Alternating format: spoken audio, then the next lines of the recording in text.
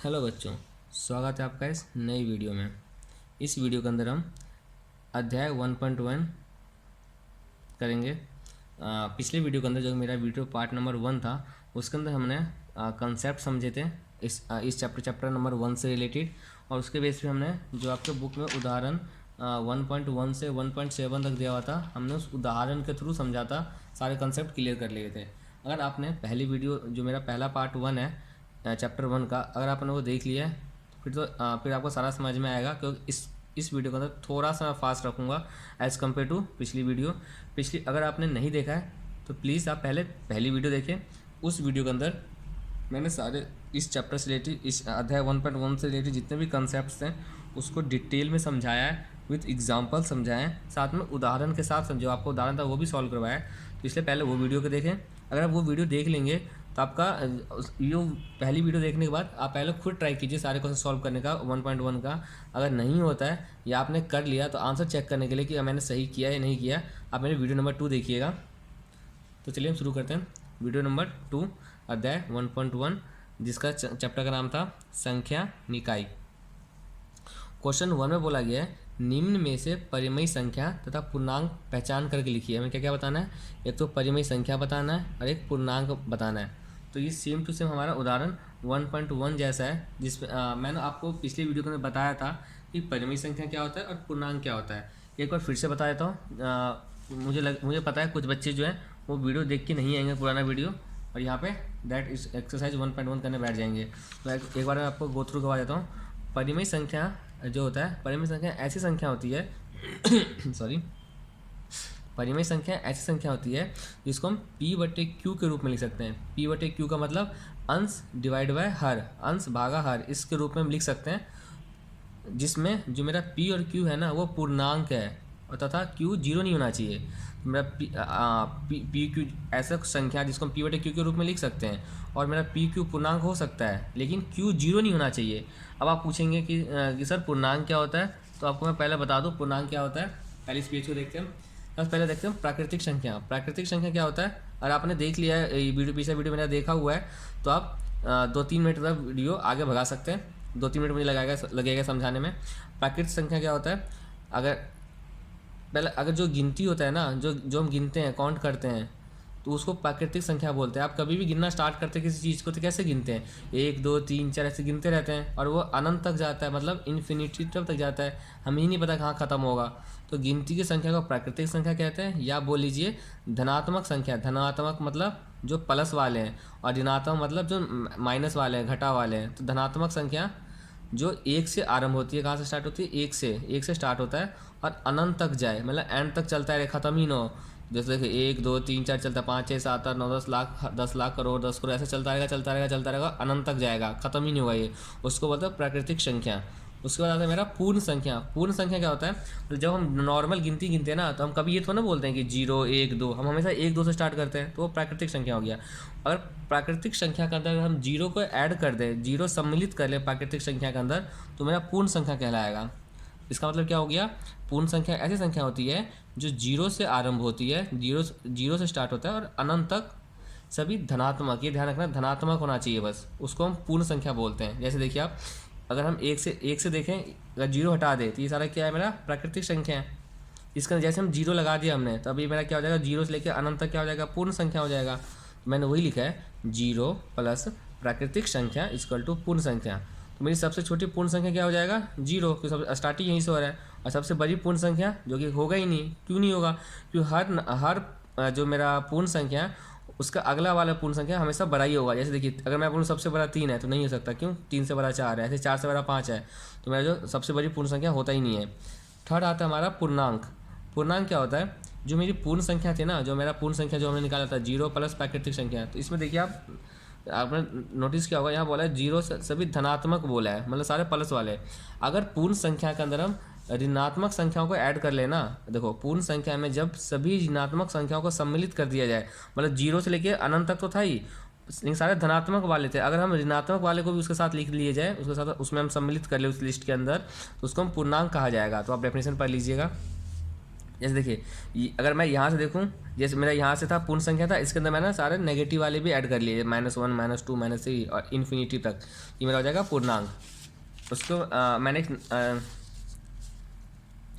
उसके साथ लाइन के थ्रू समझाया। जैसे देखिए आप, ये जीरो है मेरा, ये यहाँ सारे आपको पता ही होगा, जीरो के दाएं साइड सारे धनात्मक संख्या होते हैं और जीरो से बाएं साइड आपका सारा ऋणात्मक संख्या होता है। तो वही किया मैंने। अगर मैंने एक नंबर टेबल बनाया, उस पर देखिए आप, एक से लेके अगर मेरा अनंत तक जा रहा है, वो मेरा क्या हो जाएगा, प्राकृतिक संख्या सारे, क्यों, क्योंकि सारे धनात्मक वाले हैं इधर। अगर हम जीरो से लेते हैं धनात्मक वाली साइड, तो मेरा पूर्ण संख्या कहलाएगा। अगर हम पूर्णांक क्या होता है, पूर्णांक में चाहे धनात्मक हो या ऋणात्मक हो, वो सारा मेरा पूर्णांक कहलाता है। तो मेरा जो माइनस का जो इन्फिनिटिव जाएगा, मतलब माइनस का जो अनंत से स्टार्ट होगा और ये चलता जाएगा प्लस के अनंत तक, तो ये मेरा होगा पूर्ण संख्या। अब आपको समझ में आ गया होगा। अब देखते हैं इस क्वेश्चन को। तो परिमेय संख्या मतलब, हाँ, अब परिमेय संख्या पे थे हम। परिमेय संख्या का मैंने बताना भूल गया आपको। अभी देखो, जैसे 2/3 इसको हम अंश बट्टे हर के रूप में लिख सकते हैं, तो मेरा ये परिमेय संख्या है। ऐसे 4/6। अब -6/9, सर माइनस वाला थोड़ा ना आएगा, क्यों नहीं आएगा, क्योंकि यहाँ बोला p³ पूर्णांक हो मतलब हो सकता है पूर्णांक, और पूर्णांक में मेरा क्या आता है, प्लस वाले भी आते हैं और माइनस वाले भी आते हैं, तो मेरा माइनस हो सकता है, तो ये आपका परिमेय संख्या कहलाएगा। अब जैसे ये देखिए आप, 0/1, तो क्या है, परिमेय संख्या है, आंसर इज येस है, क्योंकि हम 0/1 लिख सकते हैं, अंश बट्टे लिखा जा सकता है। और यहाँ पर देखिए आप, q जो है 0 के बराबर नहीं है, उसने बोला था q 0 के बराबर नहीं होना चाहिए। ऐसे ही अगर मैं 1/0 लिखूँ, तो क्या ये पूर्णांक है, क्या ये परिमेय संख्या है, आंसर इज नहीं, परिमेय संख्या नहीं है। क्यों नहीं है, इसलिए इसको तो हम लिख सकते हैं p/q के रूप में, लिख तो सकते हैं, बट आप ये भी देखिए ना, q मेरा क्या है, 0 है, तो कि यहाँ क्या लिखा हुआ था फॉर्मूला डेफिनेशन के अंदर, q 0 नहीं होना चाहिए, तो q 0 नहीं होना चाहिए, तो ये नहीं होगा। बाकी आप वीडियो देख लीजिएगा और सही से समझ में आ जाएगा। इसे बताना है परिमेय संख्या और तरह पूर्णांक। तो परिमेय संख्या जिसको p/q के रूप में लिख सकते हैं, जैसे देखिए 4, क्या 4 परिमेय संख्या है। अब बच्चे बोलेंगे सर 4 तो नहीं है, बट मैं बोलूँगा सर मैं बोलूँगा 4 है, क्यों, क्योंकि हम 4/1 इसको लिखा जा सकता है, इससे आपकी जो वैल्यू है 4 की वो चेंज नहीं होगी, तो भी ये 4 ही कहलाएगा, तो मेरा परिमेय संख्या है। अगला -3/4, ये भी हो जाएगा मेरा परिमेय संख्या। क्यों होगा, क्योंकि इसको हम p/q के रूप में लिख सकते हैं, pq मेरा पूर्णांक चलेगा और q मेरा 0 के बराबर नहीं है। आपको ये तीनों लाइन ना लिखना पड़ेगा, एक को ये लिखना पड़ेगा कि -3/4, जैसे ये है 4 तो लिख सकते हैं, 4/4 को हम p/q के रूप में लिख सकते हैं, जिसमें pq पूर्णांक है तथा q 0 के बराबर नहीं है। तो आप वो पहली वीडियो देखेंगे, आप समझ में आ जाएगा आपको। अगला 5/6 को भी लिख सकते हैं, -36 को भी लिख सकते हैं, कैसे, नीचे हम 1 लगा देंगे। उसके बाद क्या आपका 12/7 भी लिख सकते हैं, 3/-8 भी लिख सकते हैं। इसको मतलब होता है कि यहाँ पे माइनस आप, ये भी हो सकता है क्योंकि मेरा पूर्णांक चलेगा, 15/7 भी होगा और -6 भी होगा, तो -6/1, ये आपका हो गया परिमेय संख्या। पूर्णांक क्या होगा, पूर्णांक जो प्लस के धनात्मक हो, 0 हो, धनात्मक हो, ऋणात्मक हो, बट हमें ध्यान रखना है कि वो पूर्ण संख्या होनी चाहिए। जैसे 4 है, तो मेरा 4 धनात्मक है, तो मेरा पूर्णांक बन जाएगा। जैसे -3/4 है, तो क्या ये बनेगा, मेरा पूर्णांक बनेगा, आंसर इज -3/4 मेरा पूर्णांक नहीं बनेगा। ये ऐसे लिख के आपको भी काटना है। क्यों नहीं बनेगा, क्योंकि इसको जब हम डिवाइड करेंगे, 3 को 4 से डिवाइड करेंगे, तो मेरा पॉइंट में आएगा, मतलब मेरा पूर्ण संख्या नहीं बनेगा, तो इसलिए मेरा पूर्णांक नहीं कहलाएगा। अगला है 5/6, क्या 5/6 होगा, ये भी नहीं होगा। क्यों नहीं होगा, क्योंकि इसमें भी पॉइंट में आंसर आएगा, तो आपको भी ऐसे काटना है, लेकिन आपको याद रहेगा। -36 आएगा, क्यों आएगा, क्योंकि ऋणात्मक संख्या हम ले सकते हैं। 12/7 नहीं आएगा, क्योंकि ये भी पॉइंट में आएगा। 3/-8 ये भी नहीं आएगा। एग्जाम में आपको ऐसे करके नहीं आना, एग्जाम में आपको सिर्फ ये लिखना है 4 -36, मैं इसलिए करवा रहा हूँ आपके समझ में आ जाए, अगली बार ध्यान है कि हाँ क्यों काटा था ये। अगला 15/7, इसमें भी मेरा पॉइंट में आंसर आ जाएगा, तो ये भी मेरा नहीं है। -6 ये मेरा है, तो आपको सिर्फ आंसर लिखना है पूर्णांक के अंदर, आपका आंसर हो जाएगा 4 -36 एंड -6, ये आपका आंसर हो जाएगा। आपका क्वेश्चन नंबर 1 होता है कंप्लीट। अब क्वेश्चन नंबर 2 देखते हैं।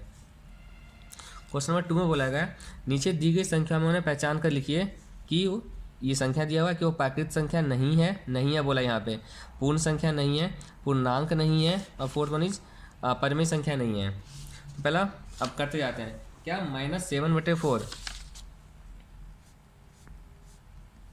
-7/4 प्राकृतिक संख्या है, सॉरी प्राकृत संख्या नहीं है, गलत, क्योंकि -1/4 प्राकृत संख्या है। प्राकृत संख्या मतलब चाहे धनात्मक, नहीं ये प्राकृत संख्या नहीं है।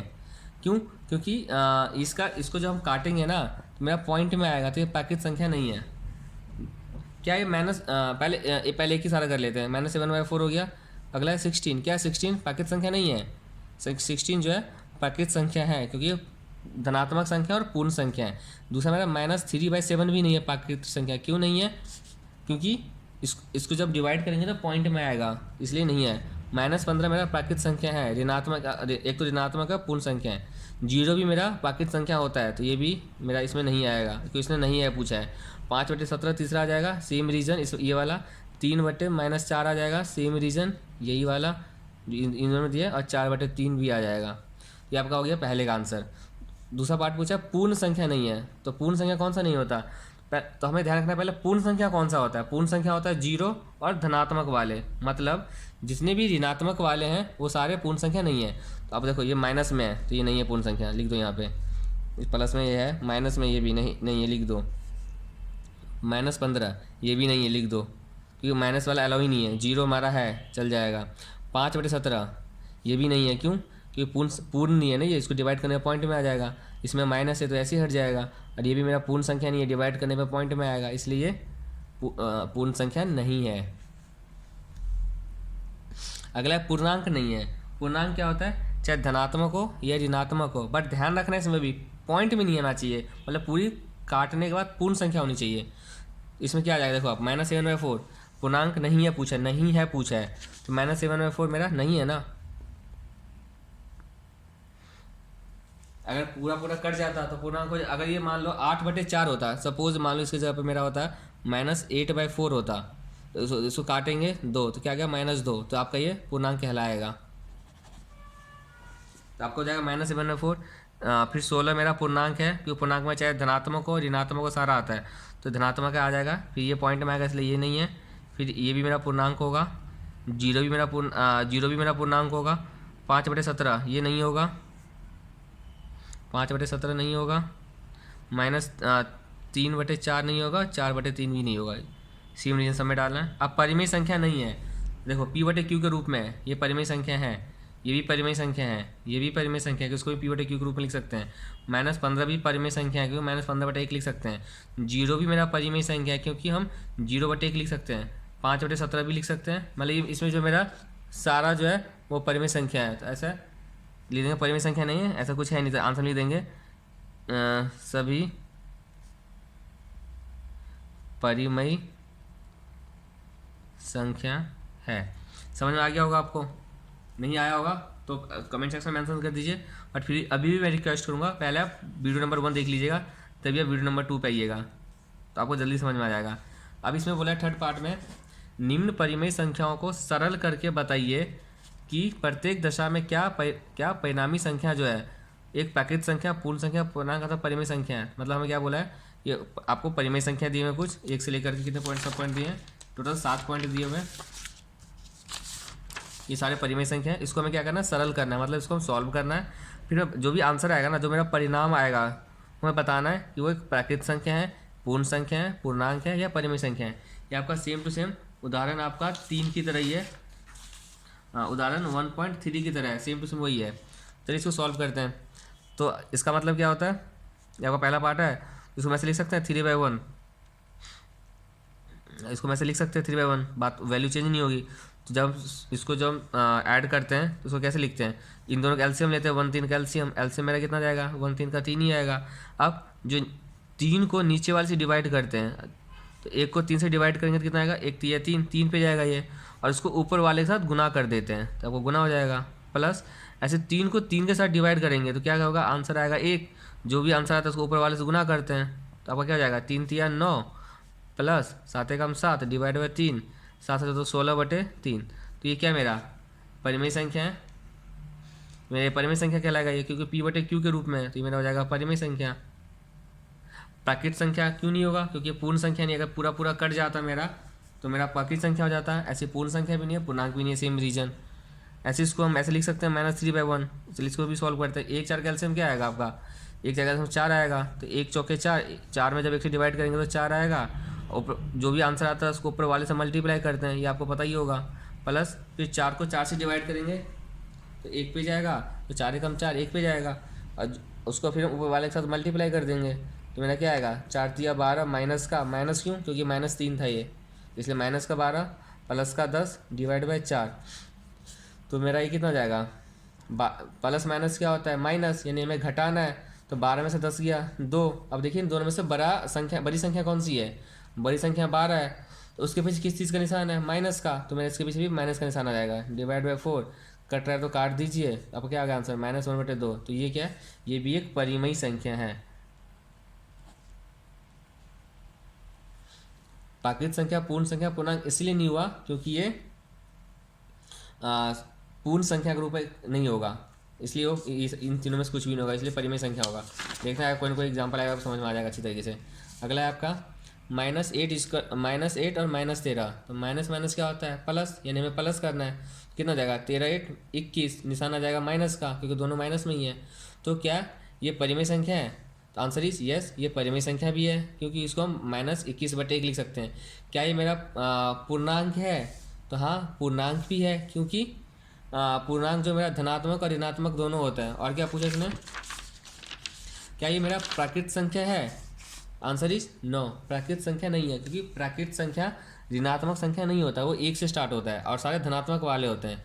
चौथा क्या पूछा होता है पूर्ण संख्या, क्या ये पूर्ण संख्या है, तो पूर्ण संख्या भी नहीं है क्योंकि पूर्ण संख्या होता है 0 से स्टार्ट होता है अनंत तक जाता है, उसमें वो भी सारे धनात्मक वाले ऋणात्मक वाले नहीं है। इसका आंसर क्या हो जाएगा -21, आप लिख देंगे ये जो है कॉमा डाल के, ये पूर्णांक तथा परिमेय संख्या है। समझ में आ गया होगा आपको, एक्सप्लेनेशन जो मैं दे रहा हूँ बोल के हुआ वही आपको सेम लाइन में लिखना है। अब देखिए 12 में से 12 गया, कितना आ जाएगा 0, तो 0 क्या परिमेय संख्या है, आंसर इज यस। क्यों, क्योंकि हम इसको 0/1 लिख सकते हैं, तो इसलिए मेरा ये क्या हो जाएगा, कॉमा लिखिए आप, परिमेय संख्या तो है ही है, एक तो मेरा परिमेय संख्या हो जाएगा। दूसरा क्या ये पूर्णांक है, पूर्णांक क्या होता है मेरा, जो मेरा धनात्मक हो ऋणात्मक हो और 0 भी हो, तो ये सारा मेरा पूर्णांक होता है, तो ये मेरा 0 ही है, तो ये मेरा क्या हो जाएगा, ये मेरा पूर्णांक भी हो जाएगा। थर्ड क्या पूछा होता है इसके अंदर, क्या ये पूर्ण संख्या है, आंसर इज यस, पूर्ण संख्या भी है। क्यों, क्योंकि पूर्ण संख्या 0 से आरंभ होती है और अनंत तक जाती है, तो ये 0 ही है, तो इसलिए पूर्ण संख्या है। क्या ये प्राकृत संख्या है, तो नहीं, ये प्राकृत संख्या पूर्ण संख्या है। अभी आपके नॉलेज के लिए लिख देता हूँ मैं, ये आपको एग्जाम में नहीं लिखना, और ये प्राकृत संख्या लिख के ऐसे काट दीजिए, क्योंकि प्राकृत संख्या नहीं है। क्यों नहीं है, क्योंकि प्राकृत संख्या 1 से स्टार्ट होता है, तो ये मेरा 0 है, तो ये नहीं है। इसको सॉल्व करके देखते हैं, 2 2 नीचे 2 है तो इसका एलसीएम 2 हो जाएगा, 2 को 2 से डिवाइड करेंगे तो 1, को ऊपर वाले से मल्टीप्लाई कर देंगे, फिर है माइनस 2 को 2 से डिवाइड करेंगे तो 1, इसको ऊपर वाले से मल्टीप्लाई कर देंगे, तो हो जाएगा 9 -1 डिवाइड बाई 2 इक्वल टू 8/2, इसको कट जाए तो काट दीजिए, 2 कम 2 2 काट, आंसर आ गया 4। तो ये क्या 4 परिमेय संख्या है, आंसर इज यस, परिमेय संख्या है, क्योंकि इसको हम 4/1 लिख सकते हैं। क्या 4 मेरा प्राकृत संख्या है, हाँ आंसर यस, प्राकृत संख्या भी है। क्यों, क्योंकि ये 4 जो है 1 से आरंभ होकर अनंत तक जाती है और ये धनात्मक भी है, तो मेरा प्राकृत संख्या है। अगर मेरा प्राकृत संख्या है तो पूर्ण संख्या तो होगा ही, तो मेरा पूर्ण संख्या भी हो जाएगा, और मेरा पूर्णांक भी है। ये पूर्णांक क्यों है, क्योंकि ये धनात्मक ऋणात्मक और 0 तीनों आता है, तो ये धनात्मक है, मतलब ये जो हो गया आपका, ये चारों चीज़ हो जाएगा। तो आपका ऐसे आंसर लिख के आना है। इसको सॉल्व करते हैं, तो इसको हम ऐसे लिख सकते हैं, नीचे 1, कोई वैल्यू चेंज नहीं होगा, तो ये कुछ कट रहा है, कहीं से कुछ नहीं कट रहा, तो जब कटता नहीं है तो क्या करते हैं, ऊपर वाले को ऊपर के साथ मल्टीप्लाई कर देते हैं 2 × 5, और नीचे वाले को नीचे के साथ मल्टीप्लाई कर देते हैं। जिसको सॉल्व करेंगे तो क्या आएगा, 2 5 10 डिवाइड बाय 7। तो क्या ये परिमेय संख्या है, आंसर इज यस, परिमेय संख्या है। क्यों है, क्योंकि ये P/Q के रूप में है। क्या है मेरा प्राकृत संख्या है, आंसर इज नो, प्राकृत संख्या नहीं है, क्योंकि जब उसको हम डिवाइड करेंगे ना तो ये पॉइंट में आ जाएगा। जैसे यहाँ पे देखिए, हम यहाँ पे हमने डिवाइड किया था, अगर पूरा पूर्ण संख्या आ गया था 4, बट तो इसलिए मेरा सब कुछ हो जाएगा, बट यहाँ पे जो है आपका पॉइंट में आएगा, 1 पॉइंट समथिंग आएगा, 1.33 ऐसे समथिंग जो भी आएगा, 1 पॉइंट समथिंग आएगा, तो आपका ये प्राकृत संख्या नहीं होगा, और ये आपका पूर्ण संख्या भी नहीं होगा, क्योंकि पूर्ण संख्या में मेरा ये पॉइंट वाला नहीं आता, और ये मेरा तीसरा क्या था, पूर्णांक भी नहीं होगा, ये सिर्फ आपका क्या हो जाएगा, ये परिमेय संख्या ही कहलाएगा बस। ऐसे हम 8 को ऐसे लिख सकते हैं, तो क्या कट रहा है, ये नहीं कट रहा, तो मेरा एक सिर्फ क्या हो जाएगा, परिमेय संख्या होगा।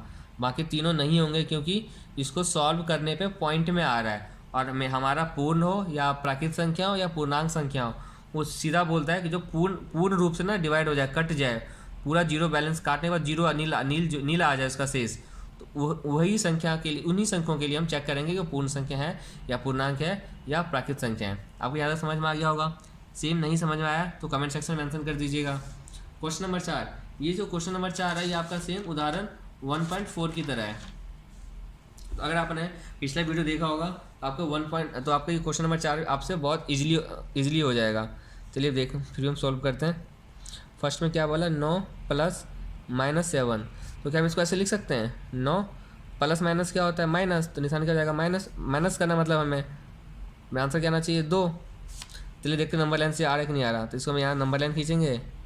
हमें क्या प्लस वाले पर ध्यान देना है, तो मान लीजिए यहाँ पर 0 हो जाएगा, यहाँ पे हमारा सेम डिस्टेंस रखना है, आपको स्केल यूज़ करना है, 3 4 इन सब के बीच का डिफरेंस सेम आना चाहिए। तो जब भी आप एग्जाम में क्वेश्चन आता है तो आप स्केल यूज़ करिएगा और 1-1 सेंटीमीटर गैप ले लीजिएगा, 5 6 7 8 9। अब देखो हमारा क्या पहला 9, अभी हम कहाँ पर खड़े हैं, इधर 1-2 ऐसे माइनस के लिए डाल दो कि इसका मैं यूज ही नहीं है। अब हम कहाँ पर खड़े हैं, 9 पे जाना है हमें, हम अभी 0 पे खड़े हैं, ठीक है, हम यहाँ खड़े हैं। अब हमें 9 तक जाना है, तो चलते जाओ चलते जाओ चलते जाओ चलते जाओ चलते जाओ चलते जाओ। देखो अब हम 9 पे पहुँच गए, 9 पे आ गए, ये मेरा हो गया ए। अब बोला है कि भाई 9 नहीं, 9 पे तो तुम पहुंच गए और तुम्हें 9 में से ना 7 को हटाना है, मतलब 7 कम करने हैं, तुम गलती से 9 पे पहुंच गए, तो हमें 7 क्या करना है, घटाना है। तो अभी हम यहाँ पे, अब हम पहले हम यहाँ थे तो हम यहाँ पहुँच गए, बट बोला भाई तुम गलत आ गए, तुम्हें 7 को हटाना चाहिए, तुम्हें 7 को घटा दो। अब लेकिन अब हम यहाँ खड़े हो गए ना, यहाँ से चल के हम यहाँ आ गए थे, अब यहाँ से उल्टा जाएंगे 7 कदम, चलते जाओ चलते जाओ चलते जाओ, गिन के साथ देखो 9 पे थे तो 8 पे गए 1, फिर 7 पे गए 2, फिर 6 पे गए 3, ऐसे चलते जाओ चलते जाओ देखो यहाँ पहुँच गए हम, ये हमारा हो गया बी। देखो 9 कदम गए, 9 पे थे, 9 60 गए, 1 7 2 3 4 5 6 7 कदम वापस चले गए, तो हमारा क्या आ गया आंसर, देखो 2 के सामने आ गया, सेम आंसर आ गया। आपको ऐसे सॉल्व करना था, समझ में आ गया होगा, इतना करके छोड़ देंगे।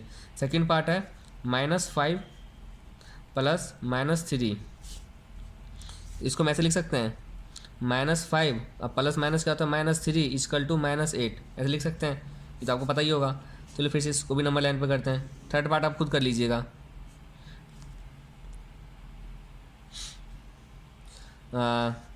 मान लो क्योंकि हमारे पहला डिजिट माइनस का है तो माइनस वाले पर ध्यान रखेंगे, तो इधर 0, दायां साइड आपका प्लस का होते हैं सारे और बाएं साइड सारा माइनस का होता है। इन सब के बीच पहले बार बार बता रहा हूँ, इन सब के बीच आपको स्केल यूज़ करके सेम इन सब के बीच का गैप सेम होना चाहिए, जैसे 1 सेंटीमीटर सबका 1-1 सेंटीमीटर रखना है। 1 2 3 4 5 6 7 8, ठीक है। अभी हम कहाँ खड़े हैं, 0 पर खड़े हैं, ठीक है। हमें कहाँ जाना है, -5 जाना है, मतलब हमें -5 की तरफ बढ़ना है। यहाँ चलते गए चलते गए चलते गए चलते गए, हम यहाँ पहुँच गए। फिर हमें पता चला भाई 5:15 तो पहुँच गए। अब आपको क्या करना है, हमें सारे यहाँ -5 पे तो आ गए, अब पता चला हमें -3 और जाना है, मतलब हमें -3 की तरफ और बढ़ना है। आपको पता होगा यहाँ पे मैंने क्या किया था, 9 से 7 कम होता है तो इसलिए हमें घटाना पड़ा, बट हमें -5 और -3 में बड़ा कौन सा होता है। अब बहुत सारे बच्चे बोलेंगे सर -5 बड़ा होता है, नहीं, माइनस के केस में हमेशा छोटा वाला बड़ा होता है। तो -5 ये भी क्यों होता है, मैंने इसको भी नंबर जो पिछली वीडियो है उसके अंदर बताया मैंने आपको, तो इसलिए मैं बोलने के बाद पिछली वीडियो आप ज़रूर देख लीजिएगा। तो ये मेरा -3 बड़ा होता है -5 से, तो यानी हमें -3 और बढ़ाना है, और -5 पे आए थे, अब -3 तरफ और लेके जाना है। तो यहाँ पे मेरा 1 हो गया था, अब हमें -3 और लेके जाना था, चलते जाओ चलते जाओ चलते जाओ। देखो -3 यहाँ 3 कदम और भाग गए हम, ये हो गया मेरा बी, -8 पहुँच गए, आपका ये आंसर हो गया। आप थर्ड खुद कर लीजिएगा, नहीं होता है तो कमेंट सेक्शन है आपके लिए। क्वेश्चन नंबर 5, इसमें बोला है निम्न में से कौन सी परिमेय संख्या अपने न्यूनतम रूप में है। अब न्यूनतम रूप क्या होता है कि ये सारा परिमेय संख्या है, जैसे आपका पहला हो गया 8/12, तो क्या है न्यूनतम रूप में है, तो हम चेक करेंगे, देखें क्या ये कट रहा है हमारा, हाँ अभी हमारा कट रहा है। किससे कटेगा, 2 से भी कटेगा, 4 से हम 4 से काटते हैं, 4 दूनी 8 4 तिया 12, सॉरी 4 दूनी 8 यानी 2/3, तो ये लिखेंगे 8/12, आंसर इसमें लिखेंगे, आप लिख लीजिए, मैं बोल रहा हूँ 8/12 परिमेय संख्या नहीं सॉरी, आप लिखिए आंसर। आप पहले इसको ऐसे सॉल्व करेंगे, फिर लिखेंगे कॉमा डाल के, परिमेय संख्या 8/12 अपने न्यूनतम रूप में नहीं है। परिमेय संख्या अपने परिमेय संख्या 8/12 अपने न्यूनतम रूप में नहीं है, क्योंकि इसका न्यूनतम रूप 2/3 होगा। ये लिखना है आपको, लिख लिया होगा आपने। अब देखते हैं 5/7, क्या ये कटेगा?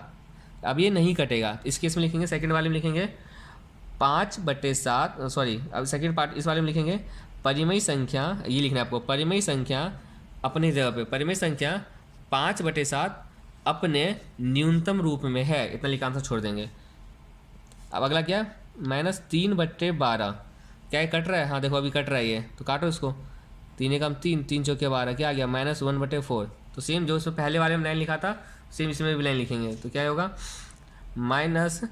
पहले लिखेंगे परिमेय संख्या -3/12 अपने न्यूनतम रूप में नहीं है, क्योंकि इसका न्यूनतम रूप -1/4 होगा। समझ में आ गया होगा, आप लिख चुके हैं। अगला है -6/7, क्या ये कट रहा है? ये नहीं कट रहा है। जब नहीं कट रहा था मतलब ये बताना है कौन सा न्यूनतम रूप में। इसमें से लिख देंगे आप, परिमेय संख्या -6/7 अपने न्यूनतम रूप में ही है, इसको यहाँ करके छोड़ देंगे। अगला क्या है, 2√3 और ये √27, इसको कैसे लिख सकते हैं? 2√3 रहने देते हैं और 27 का ये इसको बोलते हैं वर्गमूल। इसका निकालेंगे, क्या आ जाएगा? 27 जब करेंगे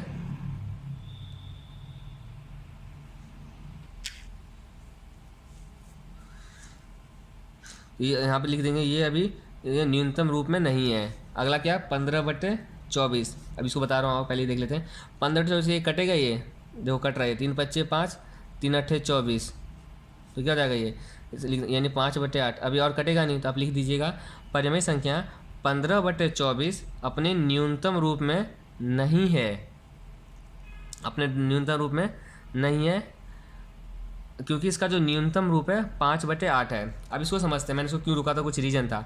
अब देखिए 27 है, पहले हमें इसका मतलब क्या होता है, आपका वर्गमूल, इसका पहले स्क्वायर निकालेंगे। तो 27 को हम ऐसे लिख सकते हैं, = 2√3 डिवाइड बाय 3 × 3 × 3, ऐसे लिख सकते हैं। मतलब दो ऊपर आ गया 2√3, और 2 का एक जोड़ा बन जाता है, तो 1 3 बाहर आ जाएगा, अंदर बच जाएगा √3। ये आपको पता है? पता ही होगा आपको। नहीं पता, जब अगला एक्सरसाइज करेंगे तो आपको समझ में आ जाएगा। अगला चैप्टर आपका कैसे से रिलेटेड है। अब देखो -√3 से √3 कट गया, तो बच क्या गया? 2/3। इसका आंसर लिखेंगे, जो 2√3 डिवाइड बाई √27 अपने न्यूनतम रूप में नहीं है, क्योंकि इसका न्यूनतम रूप जो है 2/3 होगा। परिमेय संख्या 2√3 डिवाइड बाई √27 अपने न्यूनतम रूप में नहीं है, क्योंकि इसका न्यूनतम रूप 2/3 होगा। आपको समझ में आ गया होगा। अब क्वेश्चन नंबर 6 देखते हैं। क्वेश्चन नंबर 6 में बोला है, निम्न में से कौन कौन सी परिमेय संख्या है, मतलब ये सारी परिमेय संख्या है, कौन कौन सी परिमेय संख्या पूर्णांक है, हमें बताना है। इसमें कौन कौन सी जो परिमेय संख्या है वो पूर्णांक है। सबसे इसके लिए आपको पूर्णांक पता होना चाहिए। पूर्णांक मेरा क्या होता है, जो चाहे धनात्मक हो या ऋणात्मक हो या 0 हो, मेरा सारा पूर्णांक कहलाएगा। बट जो लेकिन सारा पूर्ण रूप में होना चाहिए। जैसे आप देखिए, आप -10, तो मेरा क्या -10 जो है मेरा परिमेय संख्या है, तो क्या पूर्णांक है? तो मैं लिख देंगे पूर्णांक है, मैं लिख देंगे। एक तो -10 हो जाएगा, क्यों? क्योंकि पूर्ण रूप में है, धनात्मक हो ऋणात्मक हो दोनों पूर्णांक में आता है। अगला क्या है, यहाँ देखिए इसको लिए बोला था 15/5, तो क्या ये क्या ये पूर्णांक है? बच्चे बोलेंगे सर नहीं है, क्योंकि उसको काटेंगे तो उसको काट के देखो, 5 × 5 = 5 × 15, आंसर क्या आ गया? 3। तो 3 मेरा एक धनात्मक संख्या है, ऊपर से पूर्ण रूप में है, तो ये मेरा क्या हो जाएगा, ये मेरा पूर्णांक होगा। ठीक है। अगला -5/15, इसको वैसे काट दीजिए, 5 × 5 = 5 × 15, इसका क्या आंसर है? -3। तो क्या आपका -3 भी आपका पूर्णांक है, क्योंकि ऋणात्मक भी आता है। 13/5 क्या है? पूर्णांक है? देखो ये पूर्णांक नहीं है, क्योंकि इसको काटेंगे ना तो 2 पॉइंट समथिंग आएगा, लिख देंगे ये पूर्णांक नहीं है। आपको काटना नहीं, आप लिख दीजिएगा। अब आपको वही लिखना है जो इसका आंसर जो पूर्णांक है, जिसका -10 लिखिएगा, ये लिखिएगा, आपको ये लिखना है -10, 15/5, -15/5। इसके बाद देखिए आप 27/9 कटेगा ये, हाँ कट जाएगा ये भी, तो 9 क्या 9 × 27, ये जाएगा 3, तो ये भी पूर्णांक है। अगला क्या है 7 गुने 3/14। देखो कट रहा है ये 7 गुने 14, 3/2। जब इसको डिवाइड करेंगे तो 1.5 आ जाएगा, तो ये पूर्णांक नहीं है। अगला क्या -6/-2, माइनस से माइनस कट गया, 2 कम 2, 2 3 6, आंसर आ गया 3, तो ये पूर्णांक है। तो आपको रीजन बता दिया मैंने, पूर्णांक है पूर्णांक नहीं है। बट आपको एग्जाम में क्या करना है, अगर ऐसा क्वेश्चन आएगा तो सीधा आपको लिखना है पूर्णांक है, मतलब आपको लिख देना आंसर लिख के, आपको यहाँ पर लिखिए आंसर तो -10 और क्या आया था 15/5 -15/5 और कौन सा आया था, ये नहीं आया था 27/9, ये आपका नहीं हुआ था पूर्णांक, और ये -6/2 पूर्णांक है। इतना लिख के आना है आपको। मैंने आपको ये आपको ऐसे काटना नहीं है, मैंने आपको रीजन बताया। अगर रीजन में पूछे क्यों नहीं है तो ऐसे सॉल्व करके दिखा दीजिएगा और बता दीजिएगा इसलिए नहीं है। ये आपको समझ में आ गया क्वेश्चन 6 भी। क्वेश्चन नंबर 7, दी गई परिमेय संख्या के लिए 3 समतुल्य रूप। समतुल्य रूप मतलब कि हमें अंश और हर में सेम संख्या से गुना और सेम संख्या से गुना या भाग करना है, तो जो आंसर आएगा वो मेरा समतुल्य होगा। जैसे कि 2/5 है, तो एक तो मेरा ये हो गया खुद का, एक मेरा 2/5 खुद का हो गया।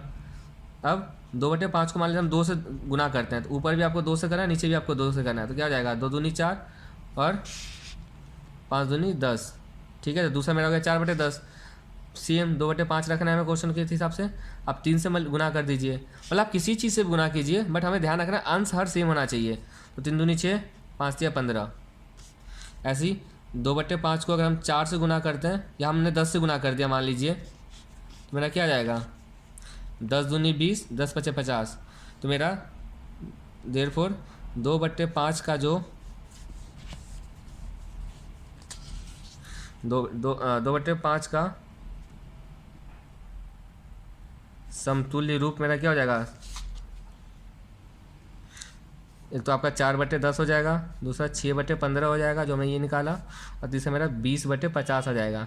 अब ये कैसे होता है आप समझ में आ गया आपको अंश। बाकी इसको 2 पार्ट आप खुद कर लीजिएगा, 2 से मल्टीप्लाई कर दीजिए, 3 से कर दीजिए, 4 से कर दीजिए। बस ये ध्यान रखना है आपको अंश हर से सेम मल्टीप्लाई करना है। इसका आंसर सबका अलग अलग आएगा, बुक का भी आंसर अलग आएगा। बट जब इसको हम काटेंगे ना, जैसे देखिए अगर मान लो ये आपका यहाँ आंसर खत्म हो गया आपका, अब मैं यहाँ पे नॉलेज के लिए करवा रहा हूँ। तो देखो 4/10 को आप काटिए, 2 दूनी 4, 2 पंचे 10, अब क्या आएगा 2/5 आ गया, सेम चीज़ आ गया। अगर हम 20/50 को काटते हैं तो 10 दूनी 20, 10×5 50। देखिए इसका भी 2/5 आ गया, सेम आ गया। इसलिए इसको बोलते हैं समतुल्य, मतलब उसको गुना करिए या भाग कीजिए आप सेम नंबर सेम आंसर से, लेकिन जब उसको काटेंगे ना तो आपको बिल्कुल क्वेश्चन के बराबर आ जाएगा, तो इसलिए बोलते हैं समतुल्य। समझ में आ गया होगा आपको। मैं थोड़ा फास्ट इसलिए करवा रहा हूँ इस वीडियो के अंदर, ताकि मैंने ऑलरेडी पिछले वीडियो में ये सब करवाया हुआ है। तो जिन बच्चों ने देखा उनको तो काफ़ी समझ में आ गया होगा, जिन्होंने नहीं देखा उनको भी समझ में आ ही गया होगा। नहीं आता तो आप कमेंट सेक्शन में मेंशन कर दीजिए। बाकी बच्चों की वीडियो बहुत लंबी बन रही है, इसलिए मैं वीडियो यहीं ख़त्म करता हूँ। धन्यवाद। बाकी के जो क्वेश्चन रहेंगे हम अगली वीडियो में करेंगे, और प्लीज़ चैनल को सब्सक्राइब कर दीजिए। वीडियो पसंद आया तो लाइक कर दीजिए और अपने दोस्तों के साथ शेयर कीजिए जो और भी बच्चे 10वीं क्लास में हैं या जो 10वीं में एडमिशन लेना चाहते हैं। धन्यवाद, मिलते हैं अगली वीडियो के अंदर। क्वेश्चन नंबर 8 है, निम्न परिमेय संख्याओं को संख्या रेखा पर निरूपित कीजिए। अब ये संख्या रेखा पर इसको निरूपित करना है। संख्या रेखा क्या होता है, जैसे पहला मेरा 2/5, तो अगर हम यहाँ संख्या रेखा खींचें तो मेरा यहाँ पर आएगा 0, इधर सारे मेरे क्या होगा प्लस वाले होंगे, ये सारे माइनस वाले होंगे। तो अब 2/5 को कैसे लगाएं, तो जब भी इस टाइप का क्वेश्चन आएगा ना कि परिमेय संख्या को संख्या रेखा पर निरूपित कीजिए, तो आपको क्या करना है, मैं इजी तरीका बता रहा हूँ। आप जैसे ये है 2/5 है, तो आप इसको ना 2 को टोटल 5 बार इसको डिवाइड करिए, उसको 5 भागों में बांट दीजिए। जैसे देखिए 2/5 है, तो मेरा यहाँ पे 2 के बाद क्या आएगा, हम लिख देंगे 1/5, 2/5, 3/5, 4/5, 5/5, ये आपका हो गया। इसको इस हिसाब लिखेंगे। अब देखो 0 से ये मेरा 0 हो गया, तो अब मेरा अगर हम 5/5 को काट दें तो मेरा क्या आएगा 1 आएगा। इसको अगर हम काटते हैं तो मेरा क्या आ जाएगा 1, यानी ये मेरा 1 है, तो आपका ये 0 हो गया, ये आपका प्लस का 1 हो गया। ऐसे इधर सारे माइनस का होगा। अब देखो जब हम देखेंगे ना 2 5 इसके बीच में 2/5 का है मेरा, ये 2/5, तो आपका आंसर ये हो जाएगा 2/5। इसको बस इतना करके हम दिखा देंगे, ये आपका आंसर हो गया। इसमें बस ध्यान ये रखना है, जैसे हमने इसको 5 भागों में बांटा है, तो 0 1 के बीच में कि 2/5 क्या है, इसको हम जब सॉल्व करेंगे 2 को हम डिवाइड करेंगे 5 से, कितना जाएगा 5 से कम नहीं जाएगा, 0 पॉइंट लग जाएगा, 0 5 चौक 20 यानी 0.4। इसका मतलब क्या, ये 0 से ये बड़ा है और 1 से छोटा है। इसका मतलब ये हुआ ना कि 0 से आपका 0.04, जो 0.04 है वो 0 से बड़ा है और 1 से छोटा है, इसके बीच में है। तो वही मैंने किया इसको, आपका 1 ये रहा, आपका 0 ये रहा, तो इसके बीच में आ गया। मतलब आपको ये ध्यान रखिए इसकी जो डिस्टेंस है ना वो सेम होना चाहिए। मतलब आप स्केल ले लीजिएगा, उसको 1-1 सेंटीमीटर के हिसाब से आप लाइन खींच के उसको 5 भागों में बांट दीजिएगा। दूसरा हो जाएगा आप, ये था पहला था 2/5, तीसरा आ गया, दूसरा आ जाएगा 3/4। इसको हम करें तो कैसे होगा, ये में आपका संख्या क्या हो गया, जरा गया 0। देखो प्लस का है तो प्लस की साइड लेके जाना है, तो इसको हम 4, इसको 4 तक लेके जाएंगे। मेरा हो जाएगा 1/4। नीचे मेरा जो मेरा हर था ना उस समय वो सेम ही रहेगा, तो हर मेरा सेम ही रहेगा, लेकिन हमें 3 तक लेके जाना है। तो 2/4, 3/4 और ये हो जाएगा 4/4। जब इसको हम काटेंगे तो मेरा 1 आ जाएगा, यानी मेरा ये 1 हो गया। आपका 3/4 जो है वो भी 0-1 के बीच में ही है। तो मेरा 3/4 अब कितना था, 3/4 था, तो आपका 3/4 ये रहा, ये आपका आंसर हो जाएगा। तो जो मेरा हर नीचे रहेगा ना वो सब देखो सब में सेम ही हर रखा है मैंने, 4 ही रखा है। इसको मुझे 3 भागों में बांटना था, तो हम आगे 4 तक लेके जाएंगे ताकि मेरा 0-1 तक आ जाए। तो 0-1 के बीच में आ गया आपका 3/4। अब जैसे तीसरा था 1/2, तो इसका क्या होगा, सीधा पता चलेगा ये तो 0 है, यहाँ मेरा 1 होगा, तो इसको हम 0 1 यानी 2 भागों में बांटना है, तो 1/2, यहाँ 1 नहीं होगा, ये मेरा हो जाएगा 1/2, ये मेरा जाएगा 2/2। अब देखो 2/2 मेरा क्या हो गया, 2/2, ये इसको जब काटेंगे तो 1 हो जाएगा। ये मेरा 0 है, तो 0-1 के बीच में होता है 1/2, यानी हाफ बोला है तो किसके बीच में हाफ में आ गया 1/2, तो आपका ये आंसर हो जाएगा। तो हमें क्या करना है, जितना भी बोला है ना जो नीचे हमें हर सेम रखना है, और जैसे यहाँ 3 था तो उसको 3 तक लेके जाएंगे, बट उसको हमें इतना कम से कम 0 से 1 तक लेके जाना है। अगर ये 1 के बीच में आ रहा है तो ये सारा आपका 1 से पहले ही है। अगर मान लो अगर होता 2 से 1 से ज़्यादा, मान लो अगर क्वेश्चन में होता, ये अपने हिसाब से करवा रहा हूँ मैं, ये होता 6/5। तो इसको कैसे करते हैं, अगर आपको ये समझ में आ गया तो आपके सारे क्वेश्चन समझ में आ जाएगा। 6/5, इसको देखो यहाँ मेरा आ जाएगा 0। अब हमें क्या करना है, 6 तक लेके जाना है। मेरा हो जाएगा 1/5, 2/5, 3/5, 4/5, 5/5, 6/5, 7/5, ये हो जाएगा आपका 8/5। इसका मतलब क्या हुआ, अब देखो 5 से 5 काटेंगे तो मेरा 1 आ जाएगा, तो ये मेरा आपका 1 हो गया। ऐसे जब हम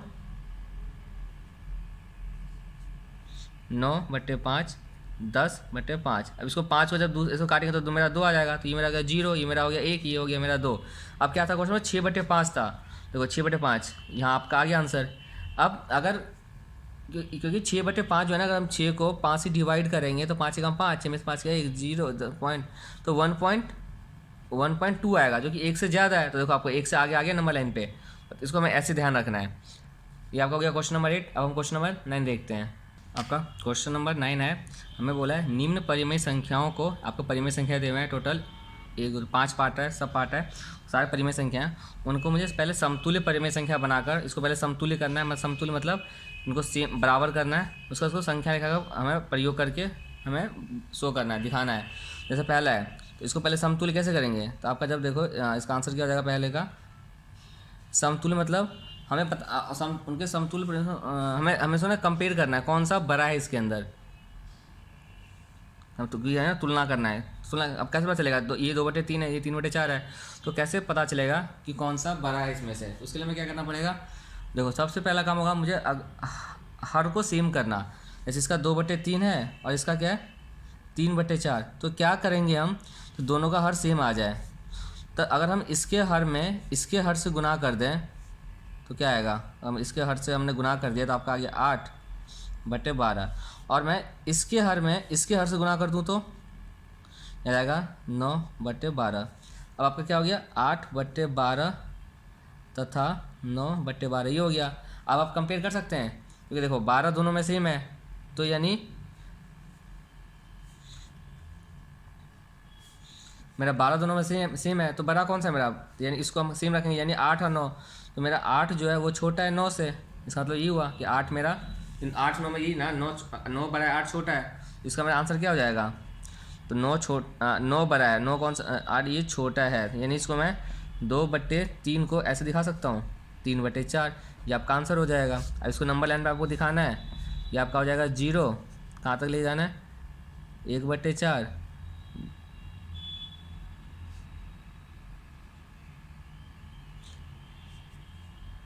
आपके बुक में इतना ही आंसर दिया हुआ है आपका 9, इसका क्वेश्चन फर्स्ट हो गया।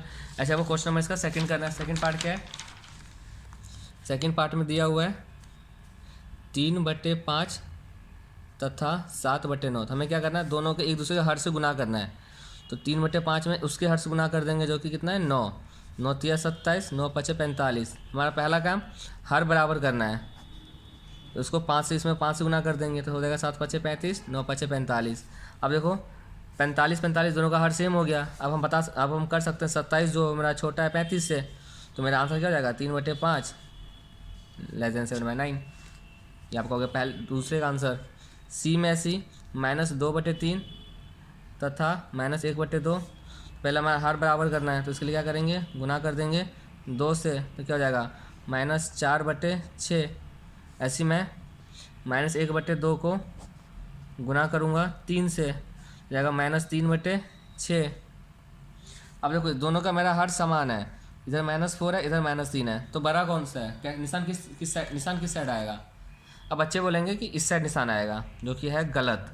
मैंने बताया था आपको कि निशान जब माइनस का होता है तो जो छोटा होता है वो एक्चुअल में बड़ा होता है। क्यों होता है वो मैंने आपको जो संख्या लिखा था उसके थ्रू मैंने समझा दिया था पिछली वीडियो के अंदर, कि मेरा ये आंसर हो जाएगा। तो इसका मतलब -2/3 -1/2, ये आपका आंसर हो जाएगा। ऐसे आपको डी पार्ट करना है, ई पार्ट करना है, हो जाएगा आपसे। दोनों आपका होमवर्क हो गया। बाकी अगर वीडियो आपको समझ में आ रहा है तो प्लीज़ वीडियो को लाइक कर दीजिए, अपने दोस्तों का शेयर कर लीजिए जो 10th क्लास में है, और चैनल को सब्सक्राइब कर दीजिएगा। या तो आप 10th क्लास में है, या कोई आपको लगता है आपके नॉलेज में कोई ऐसा स्टूडेंट है जो 10th में एडमिशन लेना चाहता है, या ले रहा है, या ले चुका है NIOS के थ्रू, तो उसको बोल दीजिए चैनल सब्सक्राइब कर ले। इस पर मैथ के सारी वीडियो ऐसे अपलोड किए जाएंगे। और अच्छा लगे तो आपको लाइक और शेयर तो करना ही है। बेल आइकन को दबा दीजिएगा ताकि मैं वीडियो डालूँ आपको नोटिफिकेशन पहुंच जाए।